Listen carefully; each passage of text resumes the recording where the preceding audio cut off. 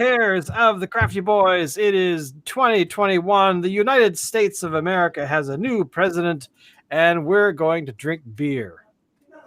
In celebration. It's celebration. Yeah. All right, and just we don't even need a reason. We're gonna drink beer anyway. This is a good point.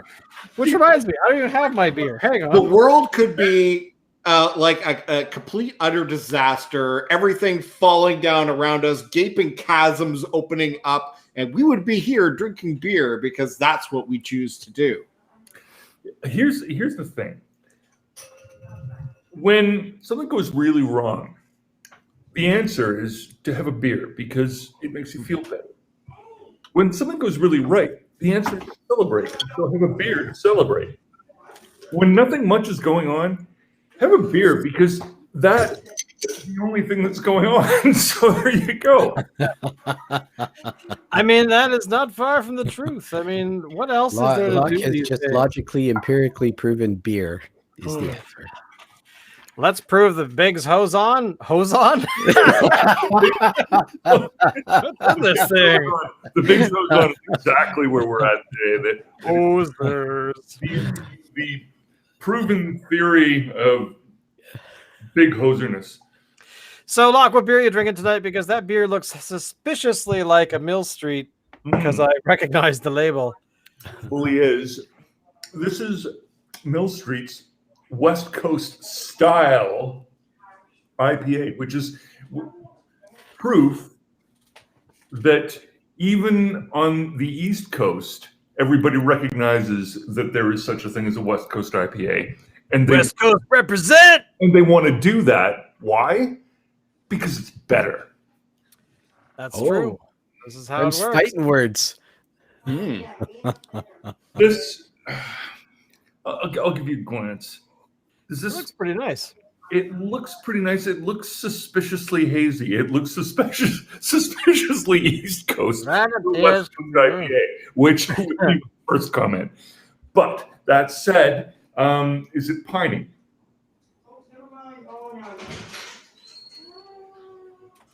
As Alan's children rob a bank in the other room. Pineapple as there is pine in this. So how West Coast is this West Coast style IPA? I'm still deciding, but it's 6.6% alcohol per volume, which that's probably West Coast.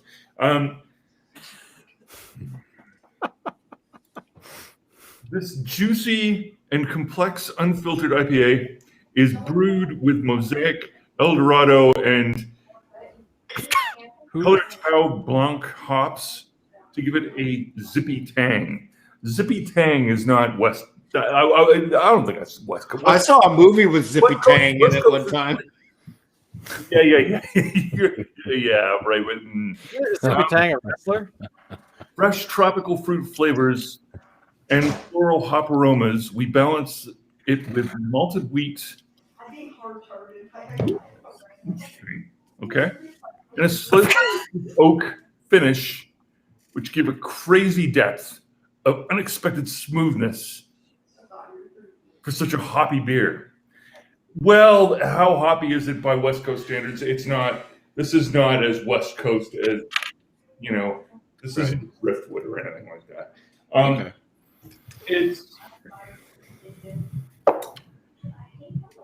It's interesting that they're trying to sell the idea of a West Coast IPA with, I would suggest, the balance and the finish of an East Coast.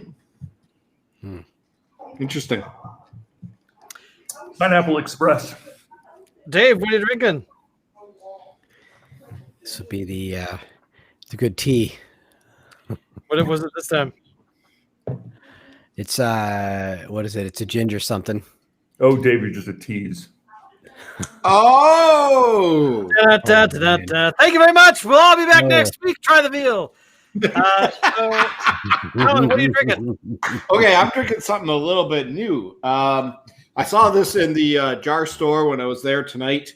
It is from Barnside Brewing in Ladner, BC. It's from their small batch barrel series. It is a cognac and Grand Marnier rye stout. Okay.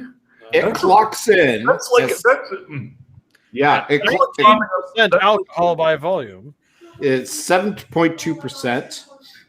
And it has a nice little label on it. It doesn't feel like your regular label. And it also had the bane of my existence, wax all over it. And I had to, cut into that. And I hate that stuff. But whatever. It looks fancy. So I tried it. This is it here in the pour. That is dark. It smells amazing. Doesn't taste as good as it smells, but it still tastes really good. I was expecting a bit of a sweeter finish to it. It's a little bit more dry than that. I'm sorry, Locke? Grand Marnier would suggest a sweeter finish. So it's right. But it's not. It's very dry, actually. Any flavor of orange? No. Huh. No. But you can definitely detect the rye. It's good. I'm really enjoying this. The guy at the store said that I was in for a treat with this, and I think I've had better. But I mean, this is really good. I mean, I've worked with better, not many. I'm giving a compliment, is what I'm saying. That's my compliment. Shane, what are you drinking? I am drinking this evening. This is a stocking beer that I got for Christmas. Hopefully the bottle is better than stocking beer. So it's a Granville Island small batch called Bira or Birra Obscura. It's a black pilsner. Rocks in at 27 IB International Beer Units, 5.5% by volume. This artisanal. Right, that's the joke around all the brewing things. You say artisanal, and I should have said artisanal. Lager combines elements of German Schwarzbier and the emerging style of Italian Pilsner. Sounds very badass. Pilsner. A touch of wheat malt is added for an extra creamy and tan head that sits on top of a clean, smooth black Pilsner with a sharp jab of local hops and an espresso-like roasted bitterness. This is an excellent anytime beer to elevate your holy hell, Pilsner craving, and also fantastic. Oh my god! Holy hell. Anyway, apparently those glasses are broken. Yeah, I get a reading glasses are not aiding your reading. Next, Shane's going to read a chapter from Tolstoy. So there it is. It's a nice dark. It is got sort of a tan head to it. Not a whole lot of lacing going on. The head was almost non-existent, but it does smell yummy. It looks yummy. Very smooth and reminds me of beer. What does this remind me of? It reminds me of beer.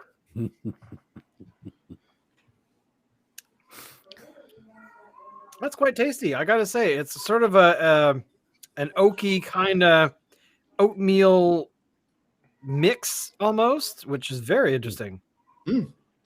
But overall, I like it. I wanted to do it because it's been sitting in the fridge since the 25th of December, and I thought it was about time. So, and also, I didn't really want to do the 10% double IPA that I have. I'll do next week. Oh, okay. Which I'm looking forward to. From forgot what it's called, but it's from Lighthouse Brewing. Oh yes, you showed me that Numbskull. The Numbskull, yes, thank you. The Numbskull one, yeah. But overall, apparently I'm phasing out. Woo, I'm back. So let's just jump into the conversation tonight. Now that we have decent beers, tea being represented. New president in the United States of America, our neighbors to the south. I have to admit that around noon today, when it all started to shake down, it was on the TV playing in the background. Relatively calm, relatively a nothing event. They did all the things they had to do.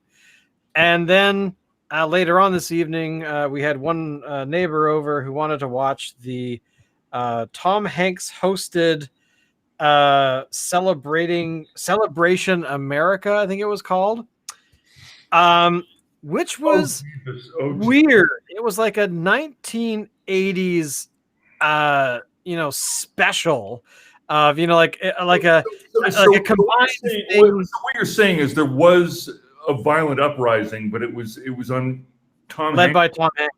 Led by Tom Hanks. In the form of 80s retrospection.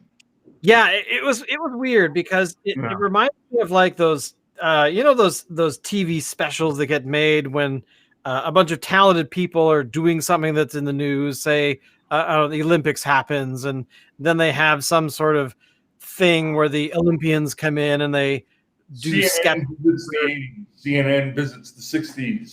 Exactly, and it was very much that. And I mean, granted, it was opened by Bruce Springsteen, which was he was singing on the steps of the Lincoln Memorial, and but the thing is partway through the tone. It's called Celebration America. They're supposed to be all very they're celebrating different people and different people like the one of the guards on Capitol Hill from a couple weeks ago was there. He was being celebrated. Not the one who got beaten to death by a. Not the one who got beaten to death. No, they did have a somber moment at one point where they did have a moment of silence, but they kept saying of how amazing things were. But it was like, stuff's awesome.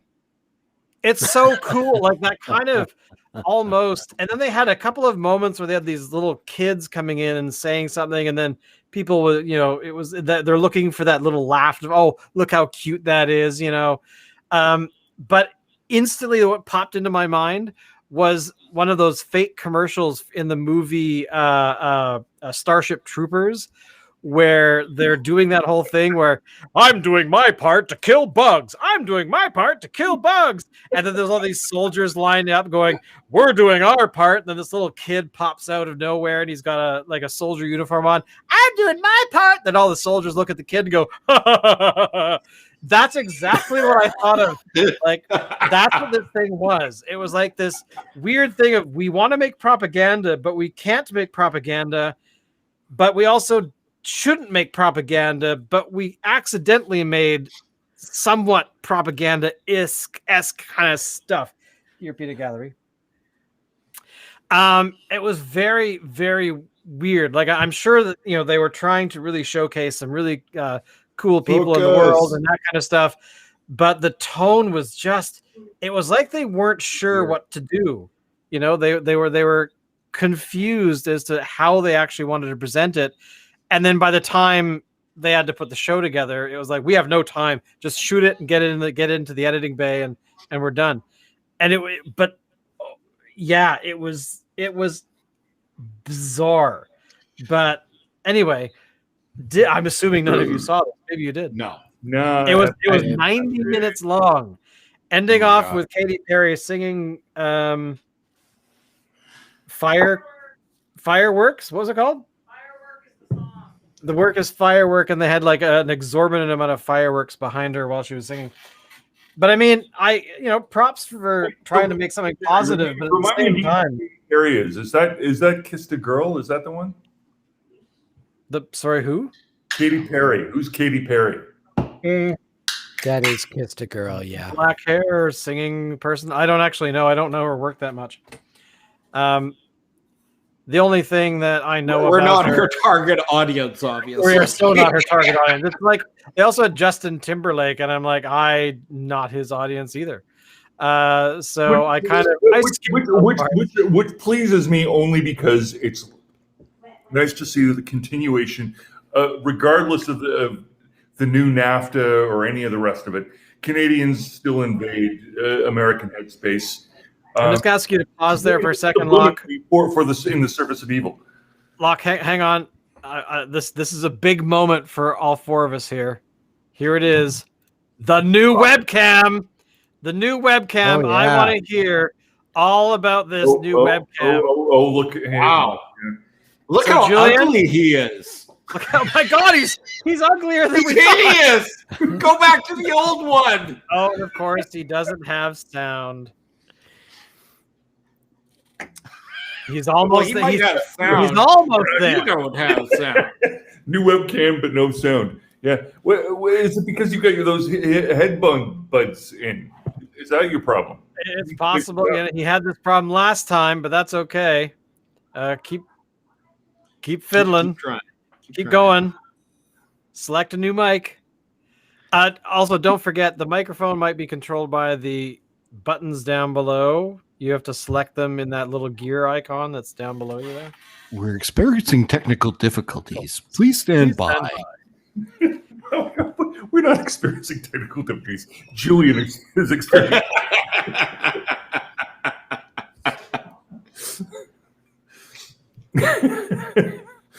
But Julian did contact me earlier today to state that he had received a new webcam.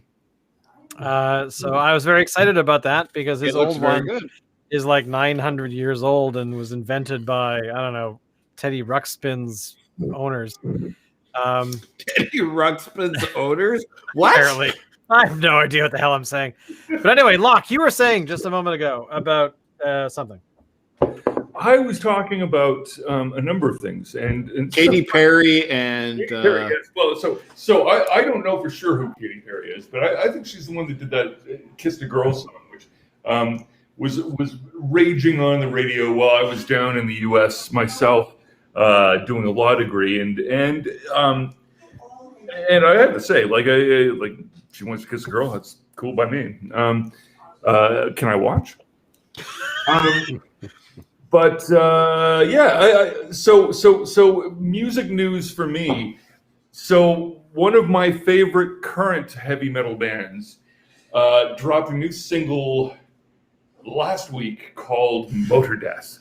And it has had me punching my fist in the air, jumping around the room, and banging my head so crazily that I don't What is this band called? myself. It is so much goddamn fun. I am fully horns up on it. It's how do I describe it? It's fast, it's complicated, and it's fast. It's fast, it's complicated, and it's fast. It rips it right up. Very good. So they had been advertising that they were dropping new material on that date. They had been working on an album. It wasn't clear what they were releasing on that date. What they decided to release was two things: a video and a flexi disc. Now, I don't know how many people out there know about flexi discs. I have never heard of it. Old school music magazines used to have records that were sufficiently flexible that you could just bind them in with the rest of the paper. Yes. Part of the magazine, and you tore out the disc and you could play it on your record player. Yeah, I remember that. So now that I see them, I'm like, yes, I have seen some exactly. That's the one. Yeah, okay. Yep, that's what we're talking about. So very old school, very classic. I was impressed beyond measure, and it made my day. Sweet. That's awesome. I'm impressed they were able to get that done, actually. I wouldn't have thought you'd these days find a check to do the flexi disc anymore. Well, here's the thing. So there are all these old media that people imagine are just going to disappear now. You know, why would you do everything digitally nowadays? Well, let me tell you, there are some of us that are still a little bit shrugging the shoulders. Yeah, digital, okay. I mean, evidently, we're all obligated to it now. That only makes it less fun. I still like classic analog media. I think that there's something appreciably cool about that. Now, there's something else about that, and that is that in the case of an extreme solar flare or a nuclear weapon or an EMP device or some other electromagnetic anomaly, all of everybody's data, all of the stuff that's on everybody's cloud is all going away. It's all gone. So what's left? What's left is analog media in forms that aren't affected by magnetism. So something like a record actually has, even a flexi disc, has better survival characteristics in certain respects than the digital media that we're all taking for granted right now. I've been reading an internet security guy recently who advocates the continued use of CD-ROMs, and I agree with him, because optical doesn't rely on electromagnetic. Yeah. What is the word I'm looking for? Electromagnetic. Electromagnetism. Electromagneticity doesn't rely on electromagneticity, which is to say that in case of one of those other events, this thing survives and the data is still there. Is it, how retrievable is it? Well, you need to have a fucking CD-ROM player in order to Well, but and that said, well, I sort of don't know, but well, that said, I only have one record left. Like, I mean, I might have some in Victoria at my parents' home, but I only have in my entire audio, like all of the stuff I have on the shelf, I only have one analog record left, and it is this one. It is called Martin Fulton Overkill, Devil's Advocates. So just thought maybe, at some point when I can actually play this thing, I'll actually be able to hear it. There you go. That's the only one I have left. I actually have two of them. I actually found a second one a couple of weeks ago. I had the one that was on my shelf, and then I had for Christmas I went through a bunch of old videotapes and made them into a present for my parents by digitizing them, and which took forever. But in that same box, there was another copy of that record. Wow. So there you go.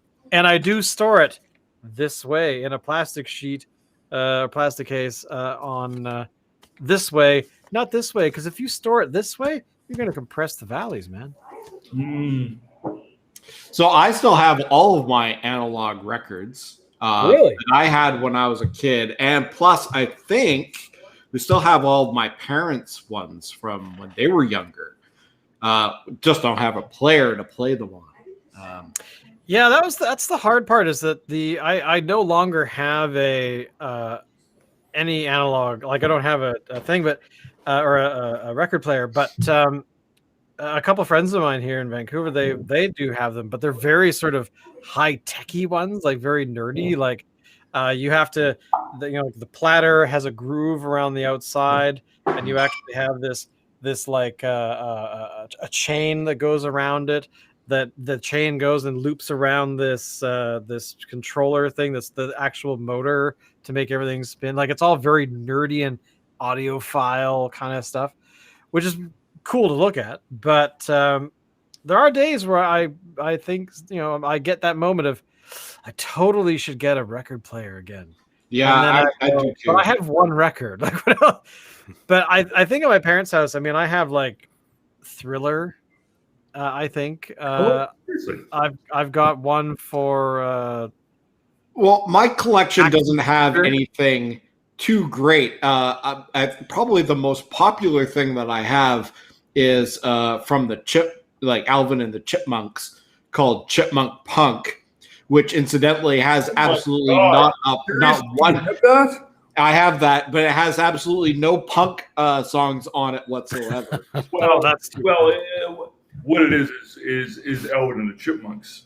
First, it's Alvin and the Chipmunks singing like Billy Joel and stuff like that. And apparently, when that came out, that was considered punk. Billy Joel. Speaking of flexi-discs, for something that is significantly headbanging and still along the same category line that we were just discussing, Billy and the Boingers. Oh, Oh wow! Are there any Bloom County readers? Oh yeah, baby. Because the Billy and the Boingers flexi disc was headbanging gold. Man, that was sort of awesome. Oh yeah. Sick, wayo, wayo, wayo. You make me sick. But, The first place winner song of that year was the "I Am a Boinger," which was of course on a flexi disc, and then the second side was "You Stink, but I Heart You." yeah. Oh yeah. That's awesome. But yeah, I mean, there's my parents have got like a ton of 45s, and the record I know that I played the most as a kid was Leo Sayer, which was the Don't you feel like dancing? Don't you feel like dancing? That one. That was the record that I remember playing a lot when I was very young. Yes, you make me feel like dancing. But yeah, I mean, it was very much this incredibly. I don't know. It was of that era, right? So I mean, that was kind of that cusp of, from disco into, I don't know what is the genre of popular music in the late 70s, early 80s. There wasn't disco, maybe new wave. That'd be new wave. Yeah, I'm trying. I can't think of there. I mean, there were a whole bunch of. I guess. But I guess it was new wave. A lot of it was sort of that cusp of going into big hair and stuff like that. This is hot territory, right? Bigger hair. This is where like all of the French groups that are really big right now are focusing their attention, like Carpet de Brut, like Perturbator and those guys. There's a lot of attention focused on precisely that transition between the 70s and the 80s, because there is a really weird uncertainty as to how did things become so different so fast? Yeah. Right? Because they really did. Back then, I would think so, yeah. But I mean there's a real like a discernible shift. It's not just a shift, it's like a seismic shift. You know what I mean? Like there's stuff on one side, there's stuff on the other side. How is there even a transom there? You went from disco bell bottoms to leggings overnight for women. Yeah. And then I think a lot of it. I mean, a lot of that sort of started in. Yeah. Well, I can't believe it. I love that sound. What is that? What is that, man? Holy cow! 1 sec. Let me bring that that again. No, 1 sec. Do it again. Okay, that's better, isn't it? How's that? Too loud still? Still really hot. Okay, 1 sec. It's great for lock. 1 sec. Down, I think. Stop waving your arms around. Okay. How's that? Still too loud? Still. That's good. A little better. 1 sec. Rainy, let's say, and down here. Okay, how's that? I think your gain is all the way to the roof. No, it's actually at a 1 out of 10. I got to turn it down here. Okay, so there's some other device. How's that? Better? Just a sec. Device. Just a second. Blah blah blah. Just a second. Oh, did I mute him? Oh, that's terrible. I don't know what happened there. Technical difficulties are temporary. But anyway, but back to the music discussion here. From what from my very limited knowledge of music in that era, it would be like 1972, 73, where you have the emergence of like AC/DC, the emergence of like bands like Kiss, and Aerosmith is in. Although was Aerosmith, did they start a bit earlier than the early 70s? Pretty early, yes. Pretty early. But you have these sorts of bands that are born out of sort of blues rock and whatnot, and they're adding Beatles into it. They're adding sorts of different sounds together. I like to think there's a little progressive rock, of course, as well. Yeah. in that sort of era as well. But that sort of the very early 70s, and then suddenly, I mean, they're competing with disco, and then I think probably 78, 79 was when they really kind of exploded into more popular mainstream kind of stuff. So, but there's definitely. I mean, you're not wrong, but tracking with that, you also had punk, which happened in the late 70s. Yeah, which was more of a marketing cult than it was a musical style, right? Malcolm McLaren. Yeah, I could go with that. Yeah. But like as Henry Rollins put it, at that point you had a lot of very rock and roll inspired punk, which was to say that it was reflecting on 50s rock and roll, but it was a youth movement and vengeful and was trying to make up for lost ground. But then you had Malcolm McLaren came along and turned that into a branding style, which was so much more postmodern and so much more reflective of things like your sort of your 60s cult artists, like your what is that New York fucking asshole, the guy with the silver hair, oh shit, what's his fucking name, Andy Warhol. Oh yeah.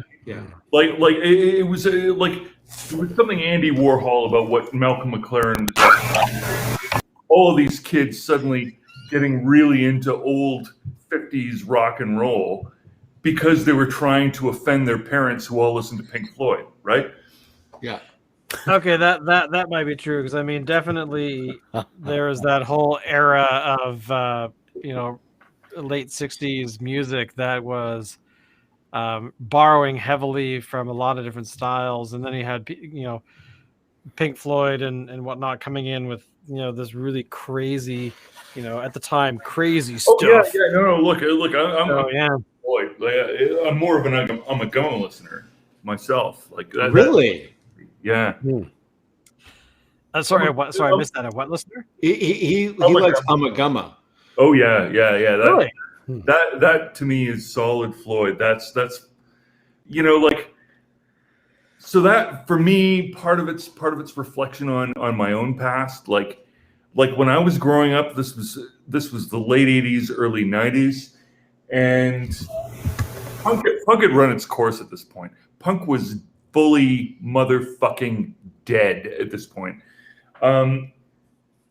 Everybody was looking for something different. Everybody was looking for something new.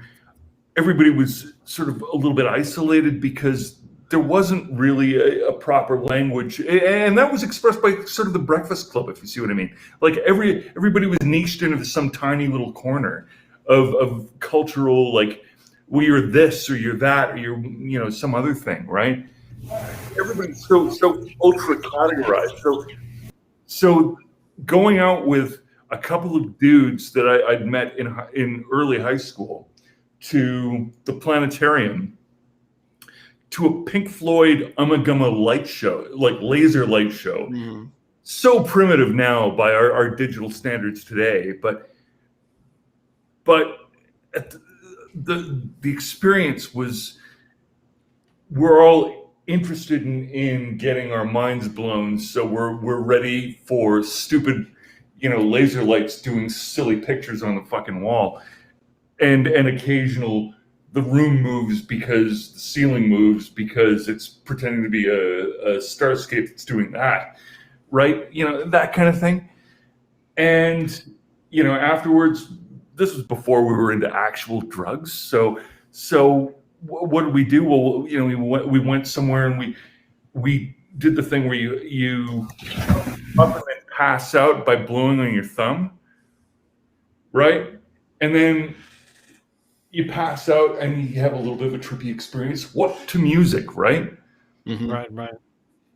And so it's a little bit mind altering because your senses are suddenly disoriented in ways that they weren't previously. And I mean that's how primitive human beings were back in the early 90s, late 80s.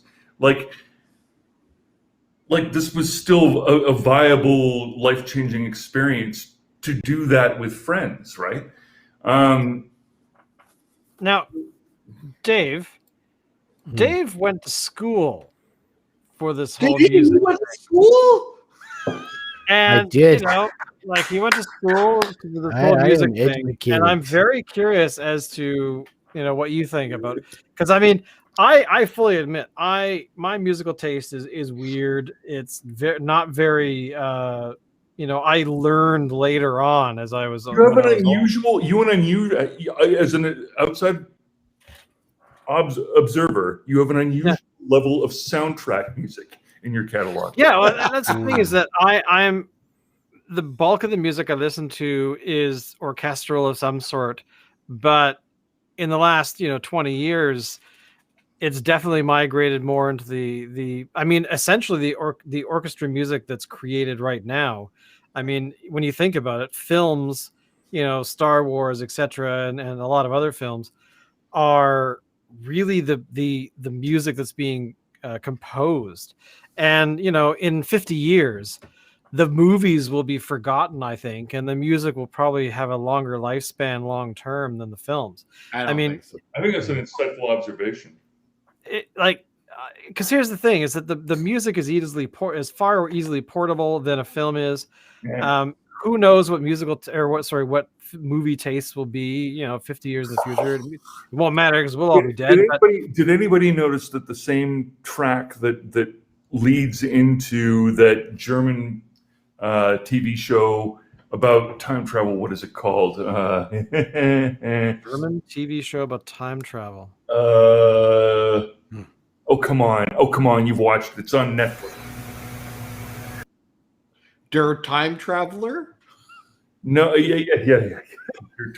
Okay, hang on. I can't think of it. Anyway, The Stand just ripped that for their latest episode. They pulled the lead-in music from another TV show within their episode, which is to say that everything is up for grabs. Well, just actually, it's really funny because the other day when I was when I was watching that tragedy that was known as Wonder Woman 1984, or sorry, Wonder Woman 84. Like the first, I don't know, the first say 10, 15 minutes of it were decent, and I had high hopes that this was actually going to be something really interesting.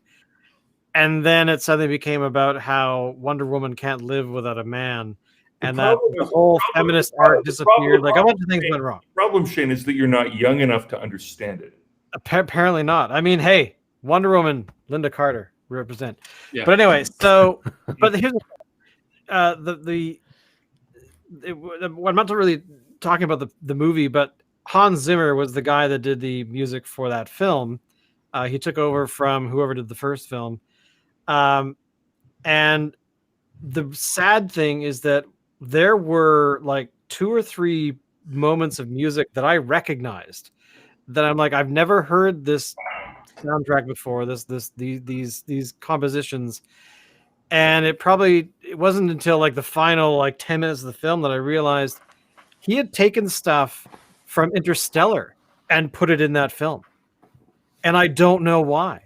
Like there's some really incredible stuff in Interstellar, and then but that music was note for note the same bloody composition in Wonder Woman. Economy, that's why. Well, I mean, yeah, but still, I mean, it was a bit strange. Like I have never noticed that before. Like I'm sure I probably missed tons of reusing of music like that, but it wasn't just a few little notes. It wasn't a few little it wasn't a nod. I guess that's the thing. It wasn't an acknowledgement of here's this moment. Remember that moment to maybe bring out some emotional impact of something, whatever the hell's happening. But it was full, like 3 minutes of music of a completely different movie. I've seen that a lot, actually. Really? So there is music. You guys probably haven't seen it, but there's a movie called Moneyball that's got I've seen Moneyball. Brad Pitt in it. A very distinctive music in it.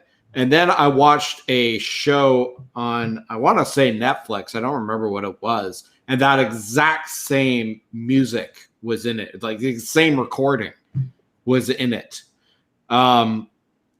Probably not the same kind of example. The music from Requiem for a Dream has been pulled for I don't know how many goddamn fucking trailers. Like I really don't know, but like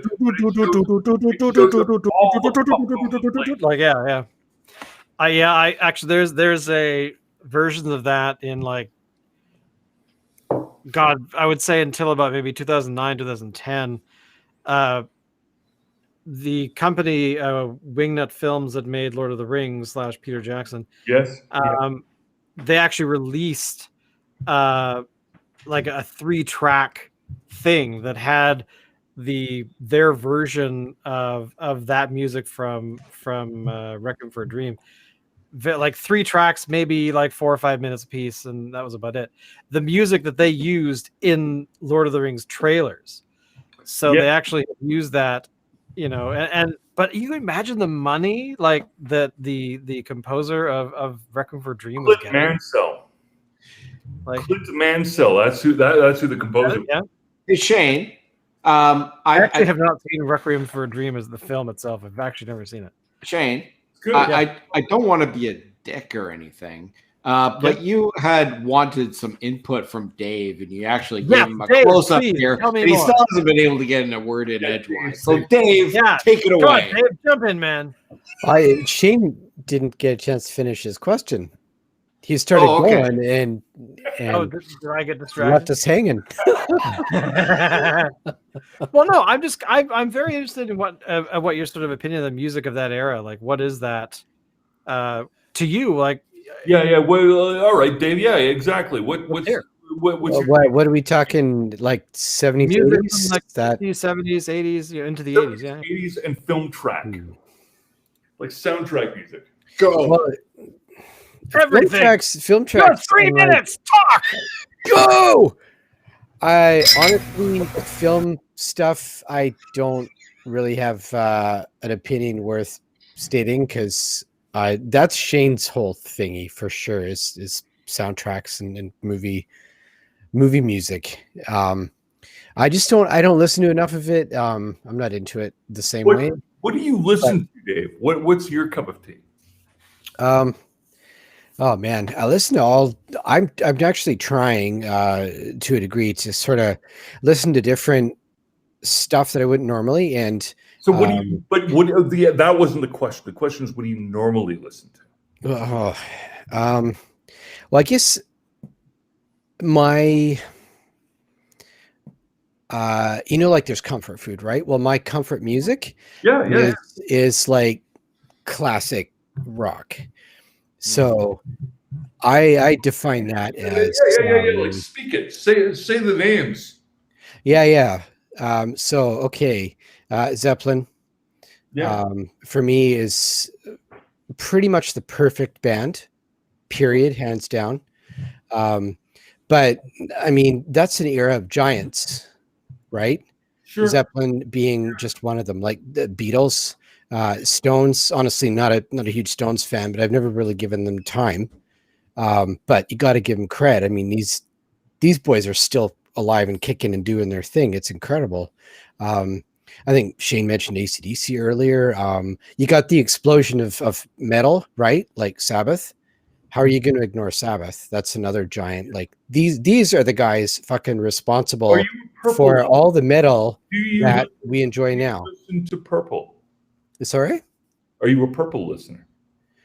Yeah, I'm a Purple listener. What's your favorite Deep Purple? Oh, geez. You know what? I'm not sure I have right to state a real opinion there, but go ahead and pick one that you like. I don't know. Highway Star is a great one. Yeah, it is fucking awesome, isn't it? Yeah. How about Space Trucking? Do you Space like Trucking? Space Trucking? Yeah, totally. Apartment buildings. Lazy? Yeah, I think Lazy is a good one. Oh shit, I'm trying to think of the whole Machine Head album is just amazing. Yeah. What okay, Julian, you know these guys, obviously. Maybe you've got a sense of this one. I Julian. believe the album is Shades of Deep Purple. Trying to think. There's, I'm pretty sure it's a track on there that I just love. I can't remember the title of the damn thing right now. But yeah, I mean that's another one. Shane, is Julian making noise? Is something coming from Julian? His noise cut out. He is not making noise. He is typing in the text. Oh, he's typing in the text. Yeah, Okay. yeah, he's giving his feedback over text. Yeah. Lazy pictures of home. Yeah. Anyways, yeah, purple's good stuff. Not honestly, not as big a fan. But then I mean, then you're skidding into. I guess I like a lot of the English stuff. Cream, and then some yeah, that's I don't know. I don't know if I could get sick of Smoke on the Water. That was actually the first riff I learned to play. It's a fucking badass riff. It is. So let me tell you about Smoke on the Water. Smoke on the Water is overplayed to me, but once it's on and I'm listening to it, I'm digging it. Yeah. Fair. Slow walking Walter. The fire engine guy. God, that was a long time ago. Yeah. Yeah. Hush is a good Deep Purple. There you go. Exactly the tune I was looking for. Thank you, Alan. Hush. So that was gorgeous. badly ripped off, but in the best possible way by the entire '90s fucking Manchester scene, like the Charlatans UK, like everybody was trying to be Deep Purple. What's crazy about that is at the same time in America in the '90s, death metal bands were also trying to be Deep Purple. So you had Orgasm doing covers of Deep Purple. Mm. Really? Orgasm. That's hilarious. Yeah. So, Dave, what do you think of the Doors? Oh, dude, it's gold. I'm not okay. I'm sounding like super fan. Not a super fan. I honestly, I think just like for most people, Jim Morrison is the draw.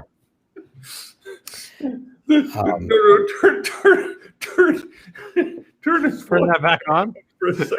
Let's bring in say Julian. Say a couple words and blast our eardrum. What does it sound like? You are Sounds like a you're Cylon. so hot, like it's just like pouring out on your Bang end. your head stuff, man. Bang your head stuff. Like your keyboard is like you're hammering your 2x4 with a hammer right now. Yeah. Running at 1,000 degrees there for sure. That is amazing. The mic is Actually turned off. on somewhere. Oh, I totally want to come look at your computer now and be like, what it the must I be bet the you- internal mic on the laptop then. I It bet does you it's sound the like the mic on the laptop. Like, I don't know if any of you guys got into early industrial music, but it sounded exactly like that. You know, one band that I got into for a little while was Slade. And I discovered Slade because I didn't realize that, you know, back in the day that Come On Feel the Noise was a cover by oh my god, Quiet Riot. Quiet Riot, thank you. And Slade had actually recorded the song and released it like, I don't know, a decade before Quiet Riot released theirs. And playing them side by side, like if you could do that without being distracted or anything, they are almost identical. Like the Quiet Riot one it's like they loved that song so much. It's like, okay, we're gonna do this song, we're gonna put it on the album, but we have to sound like Slade. We can't sound like us. We have to sound like Slade. And yeah, it was fascinating. And then I dove into some of their stuff. It was kind of like how I discovered Cream, like because of Wayne's World. And was it Wayne's World or was it? No, it would have been Wayne's World. I can't think of what. It doesn't matter, but I'm sure it was through Alan because a lot of the music that I, as a teenager, discovered was through Alan's taste in music, where you had tons of stuff that I'd never heard of. Like my parents. This is the problem: is my parents, they had a record by Leo Sayer. My dad listens to still to this day. He will listen to music from the 50s and the early 60s. I thought he was a Beatles guy. Well, he is a Beatles guy, but that is an outlier in my experience. That's an outlier to everything else he listens to. Like if you ever had the radio station on in the car, it would always be like 60s like AM 640 or something, where everything is in mono and everything is, it's got to be, the Pips or something, or Oldies 900. Exactly, Oldies 900. That's exactly what it was, and that's what I was raised on. I was not exposed until later on, that there was a band called Kiss. There was a band, called anything else. That's what it was. So that sort of melodic, kind of boy bands from that era was what I was raised on, and then it sort of went into Neil Sedaka was my mother's kind of cup of tea, right? So I had this sort of Nana Muscuri in my house. Mhm. Ah, there you go. So, so that's the kind of music that I was exposed to. His mic is still hot. His mic is still hot. It's so hot. I fucking love it, actually. Shane, I'll leave it on. Shane, But, Julian's mic is so hot right now. I know. He's on fire. But yeah, that's the kind of stuff that I was raised on, and then What? And then I started going to sorry, what? I didn't hear you. But then I started going to music classes, and that's sort of where I was introduced to other stuff, and I think that's kind of where it came from. That the stuff that I started to gravitate towards was not really liking Sweet 16 from Sedaka Land into anything else. I had a friend named James who, when I was, 10 years old kind of thing, he brought over a vinyl record of Back in Black. And I had it was the first time I ever heard AC/DC. And so that's like 1983 or 82, somewhere in there. So, and it's my musical taste sort of, developed later and later. But at some point my brain just said, you know what, I like listening to Chopin, Wagner, and all these other composers, from many, many eons ago. And as I gained access to, the first CD that I ever bought, Alan, myself, I think Todd was there. We went to A&B Sound, and the first CDs I ever bought was AC/DC's Razor's Edge and the soundtrack to the film The Abyss. And because it was a soundtrack where I really enjoyed, because I'd seen the film a bazillion times, but it has this sort of weird, I want to call it like, almost like singing bowls kind of in the background, and the sort of very, it matches what would music sound like underwater and aliens are flying around, like that kind of thing. So, if you're vouching for that soundtrack, I can vouch for it too. It's excellent. The Abyss was phenomenally one of the classiest movies in terms of its soundtrack that I can name. Outside of the fact that sorry.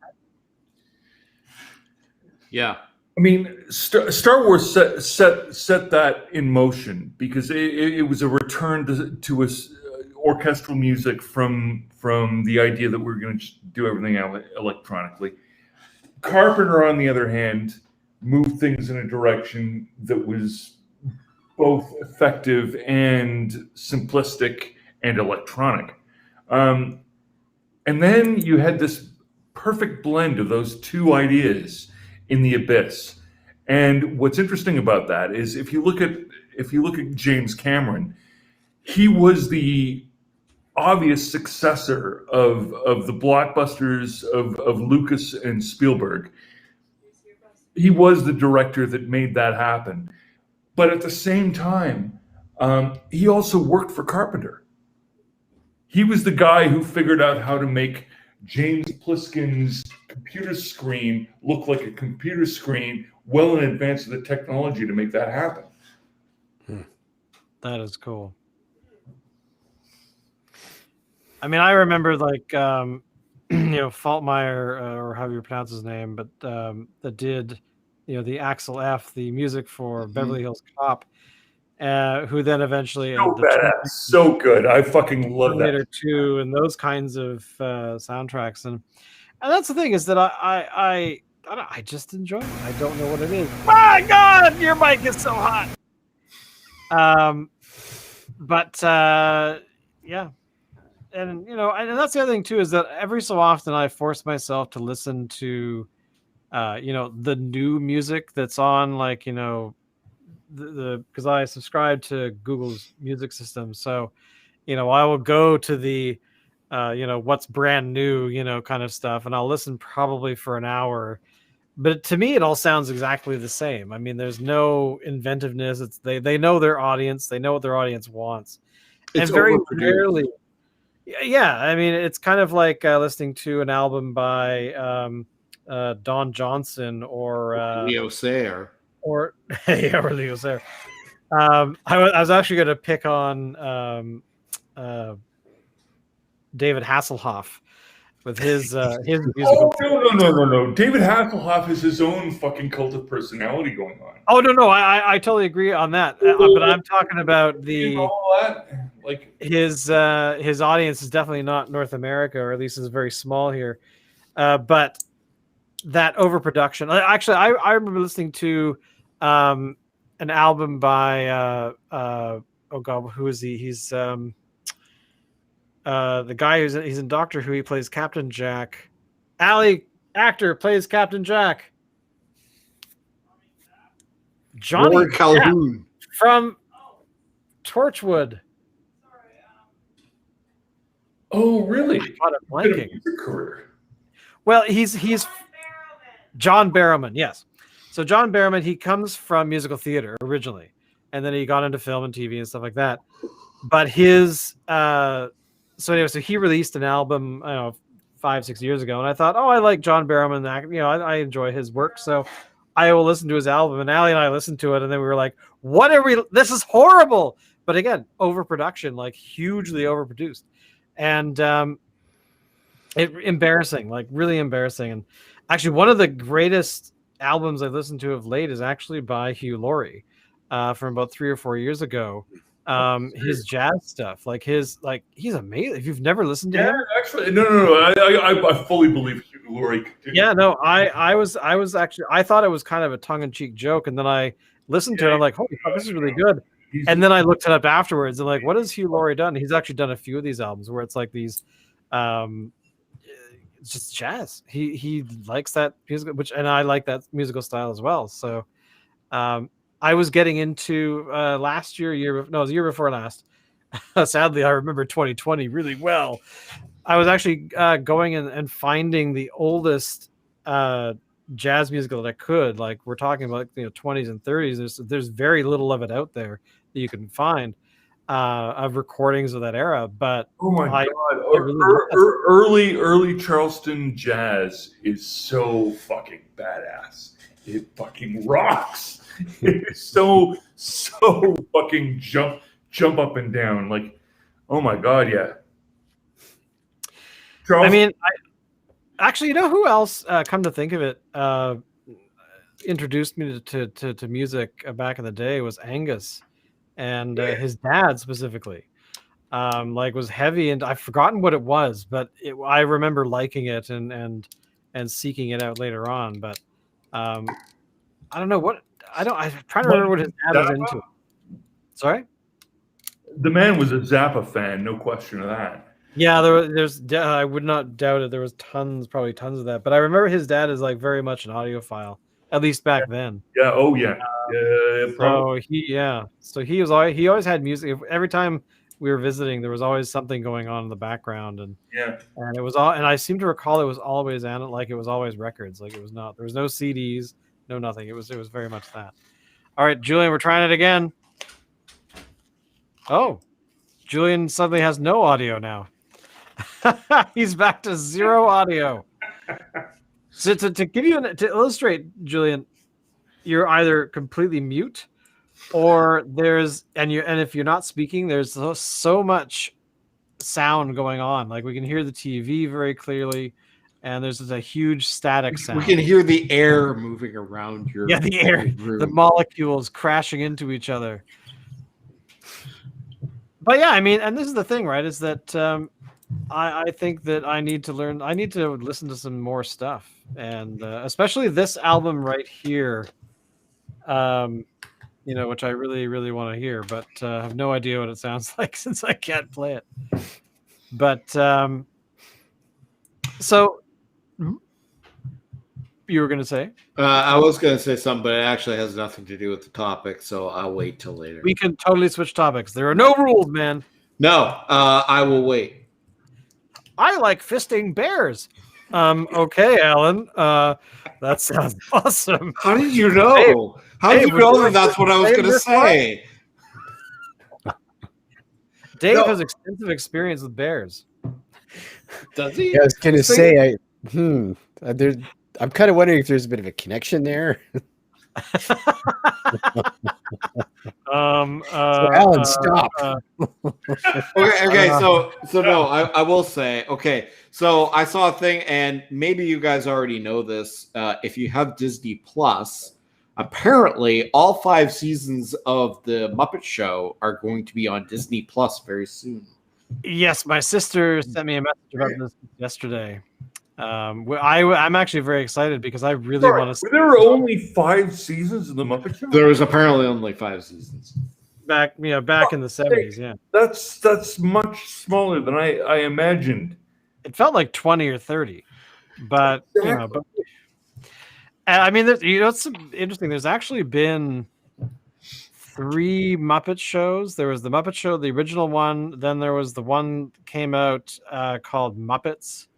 And then there was one called Muppets Tonight. It was basically the Disney trying to reboot the Muppets franchise. But you know what? Those ones never would have worked because they didn't. Yeah, there was also Muppet Babies, which is the carpet. The cartoon version.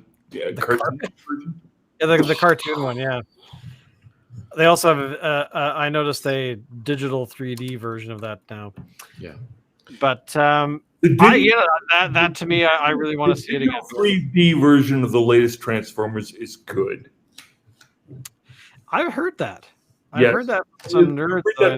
You heard that from me because I said it on this show before. Oh, really? Okay, good. Yeah. So don't imagine that you're hearing it more than once. But yeah, it is really fucking good. And then they've gone back to the 80s characters of the characters that the kids that grew up with the toys actually grew up with, which is just say everybody there. Who's your favorite? Who's your favorite Transformer?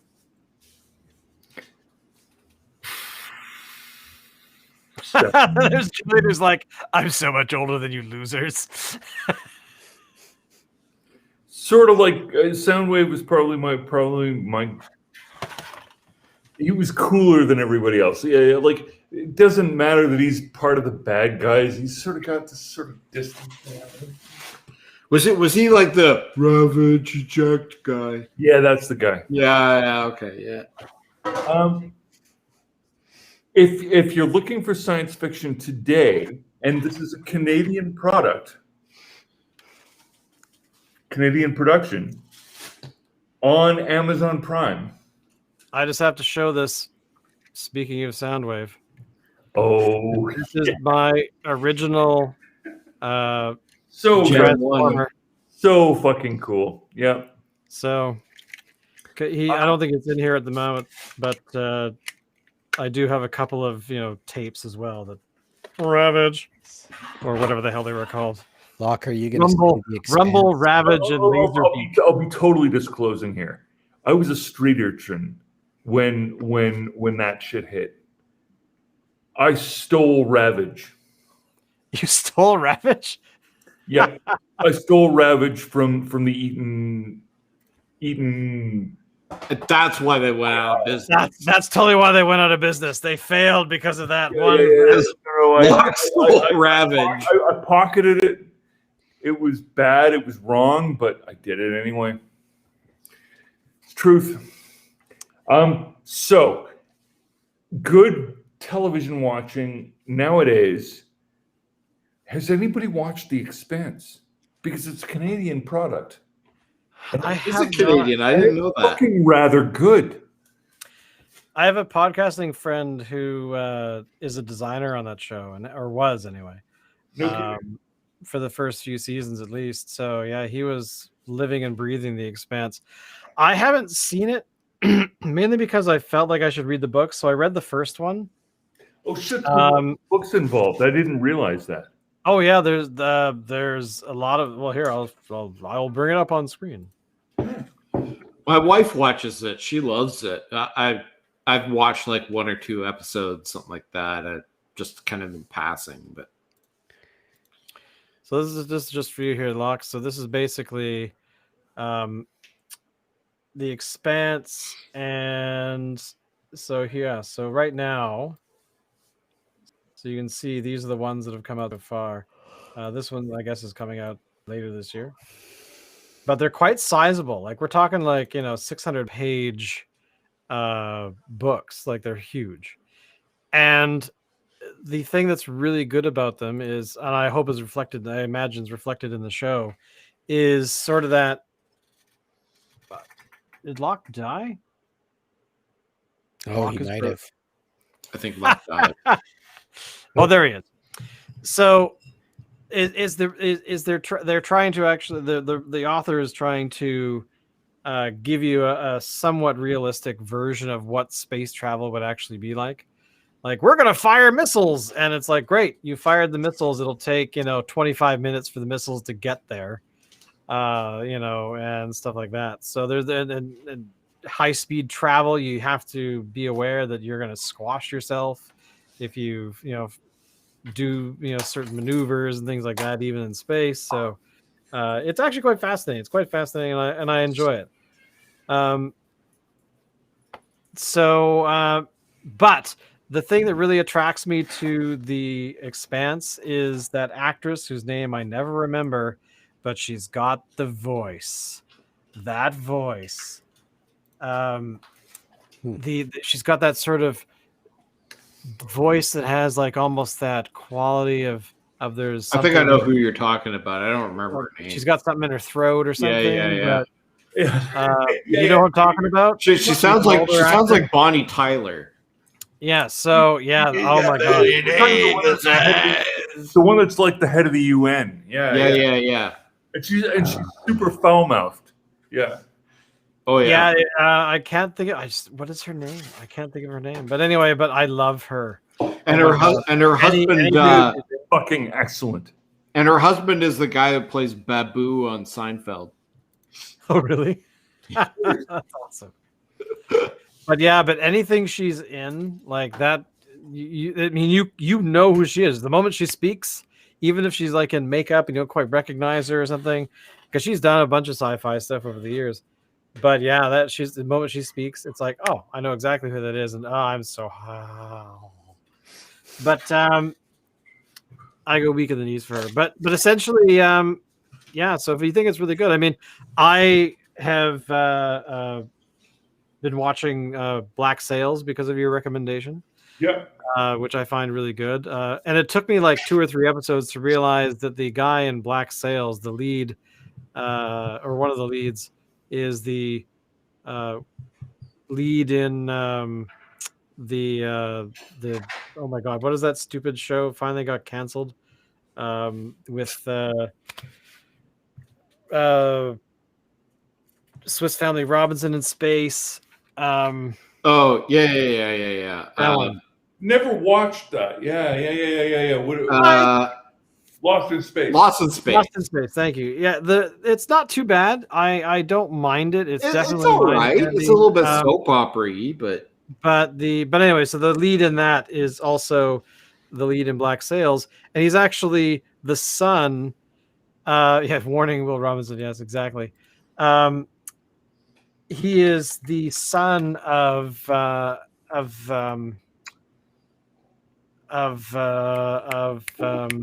oh my lord, she played the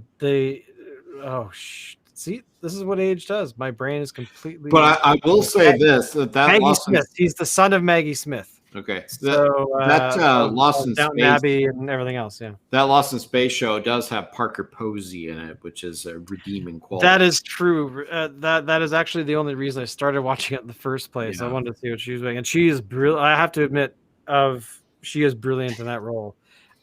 She scares me. Like it's you have those villains where you're like, oh, they're gonna be a villain. Okay, all right, they're being a villain. They're being a villain. They're being a villain. Okay, the series is over. Like she's one of those characters that would terrify me in real life, and actually terrifies me when watching the show. She usually plays that kind of role, though. I suppose the person that terrifies you. Everybody lick me. Yeah, exactly. So wipe that face off your head, bitch. But actually, you should, Alan. This is just for a Parker Posey fan. You should see the film Amateur. Okay. Which she's in, and she is really good in that too. Waiting for Guffman as yeah. well. She's in that, as well as Best in Show. Yeah. So actually, they have not done anything since Best in Show. Oh no, wait, no, they did. They did the one about mascots, which I have no idea. I didn't know about that, but they did A Mighty Wind as well. What is the one of the mascots? It's called. I saw it in the theater. Oh, I'll have to check that one out.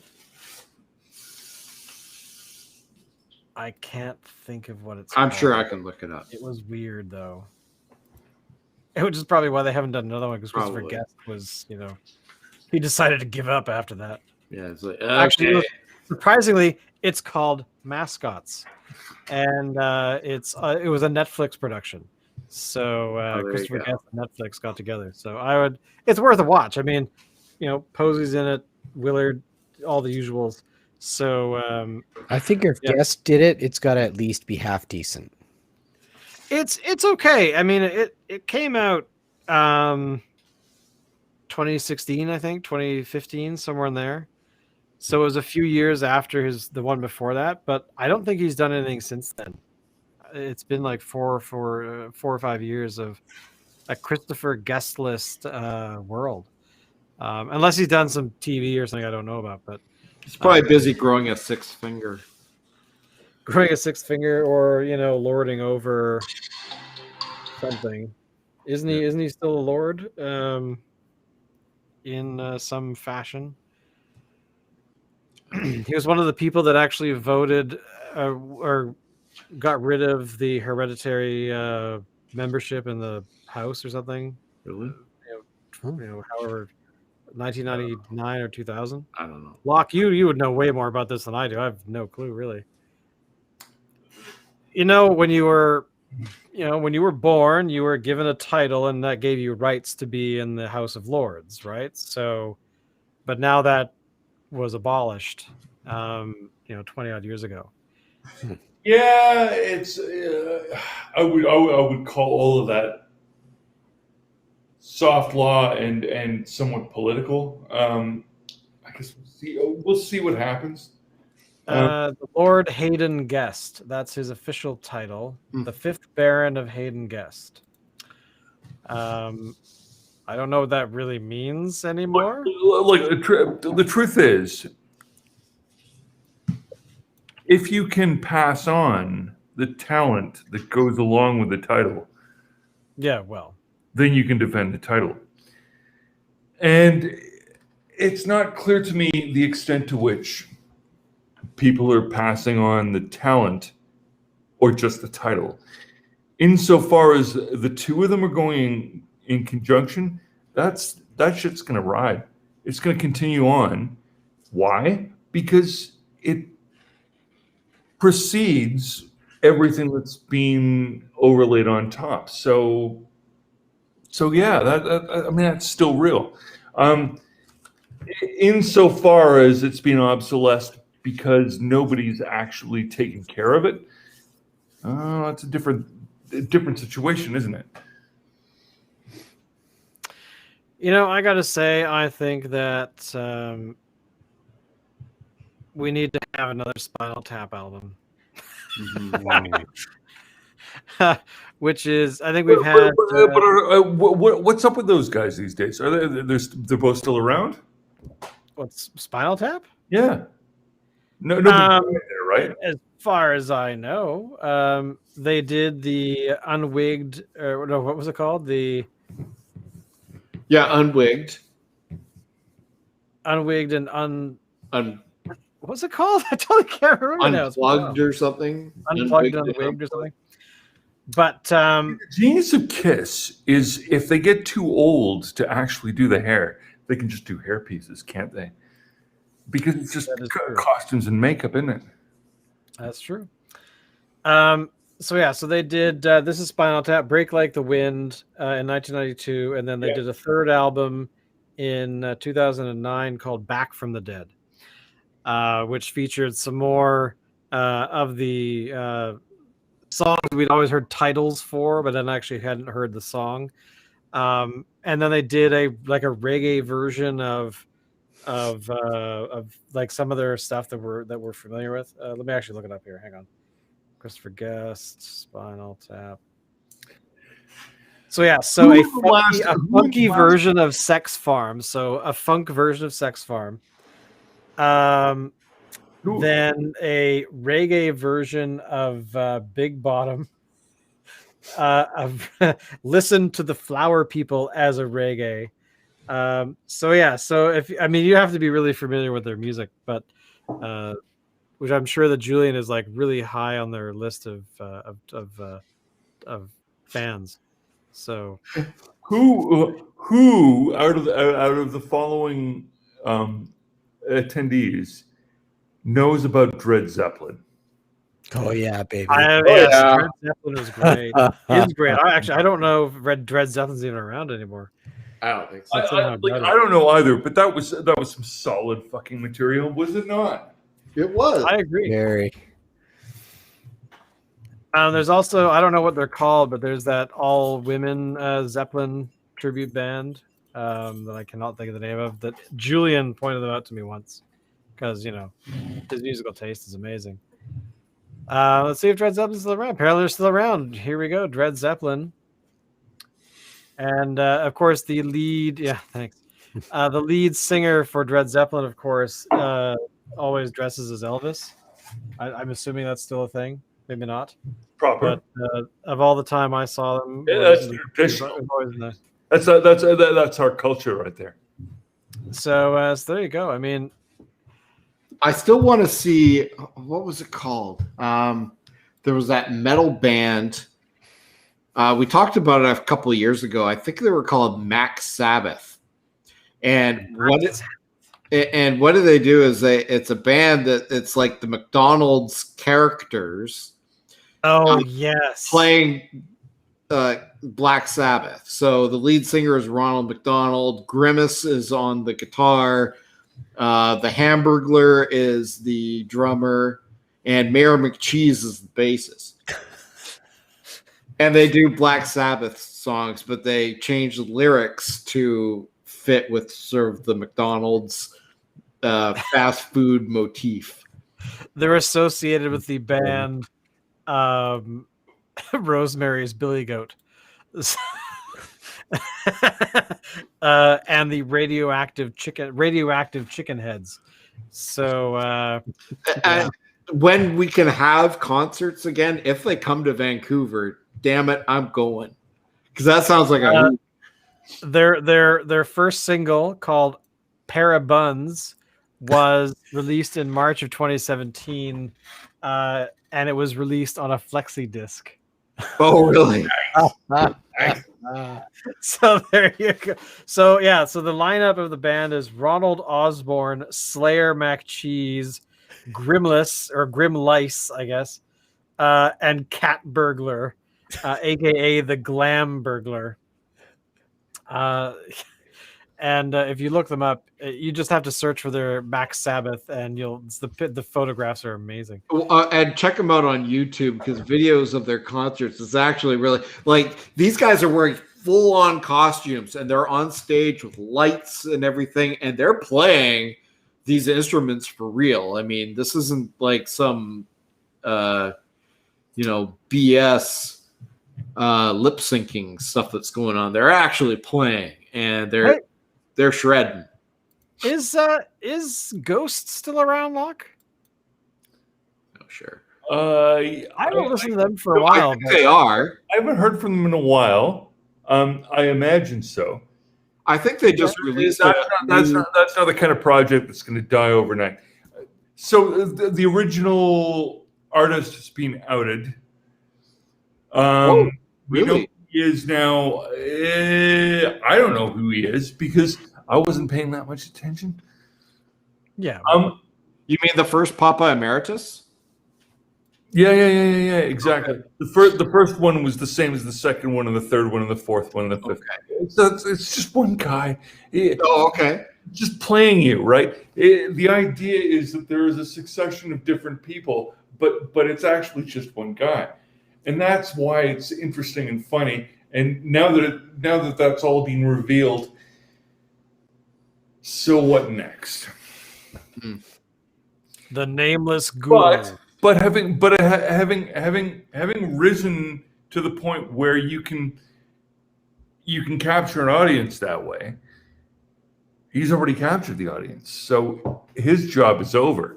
He doesn't need to worry about whether or not he can keep the illusion alive because now the focus is on him, which is an interesting property.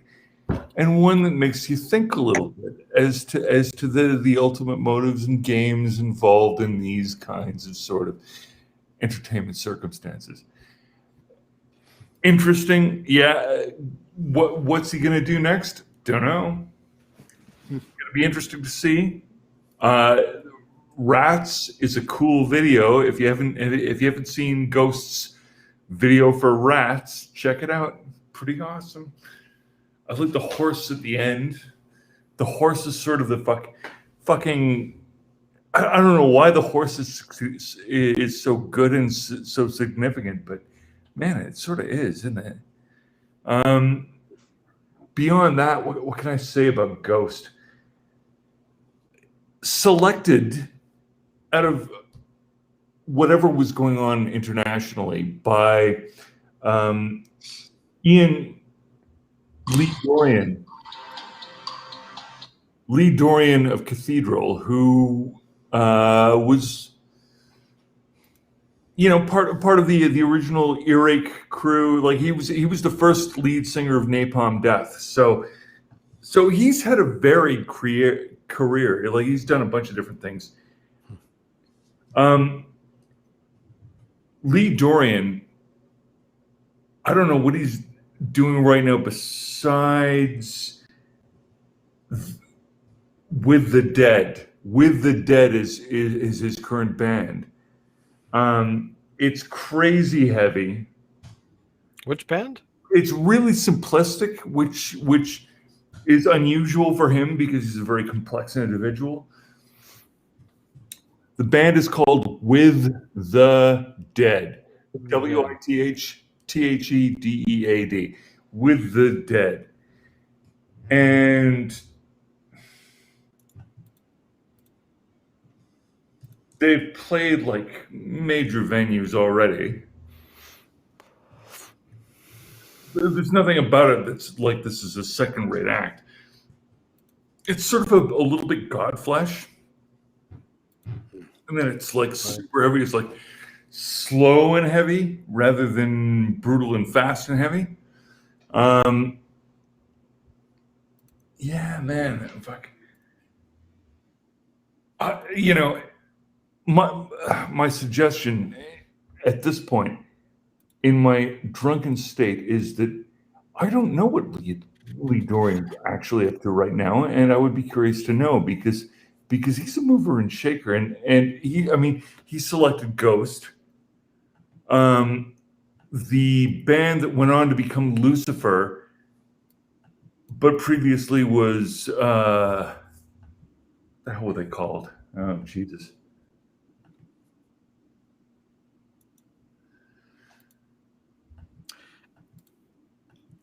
He selected his picks tend to win.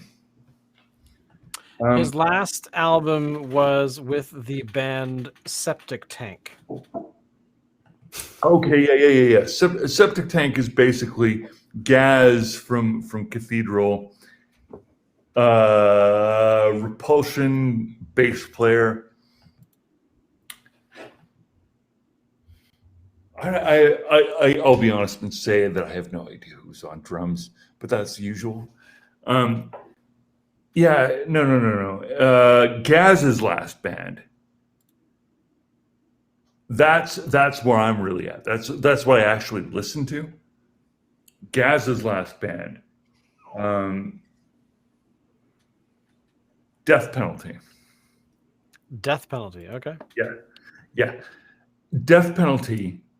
What Seven Flames by Death Penalty is the most headbanging song I've heard in a generation. It is so good that I don't have words for it. If you don't know what I'm talking about, download it now. Find it, download it. I dare you to find it because it's not really out there, but perhaps you can sort it out. I found a band. What's it called? Seven Flames by Death Penalty. Seven Flames by Death Penalty. Yeah. I love Julian's response. Go get it. I won't. On that note, boys and girls, we've been streaming for a little while, so it's probably time for us to all go to bed because I'm also out of beer. I know that Dave has finished the entire keg that he had with him. Yeah. And hopefully next week Julian will fix his audio issues. And he will be able to speak without blasting out our drums. But thank you all for coming. Thank you all for watching. We had a bunch of people watching today. Excuse me. And as always, Alan, take us out.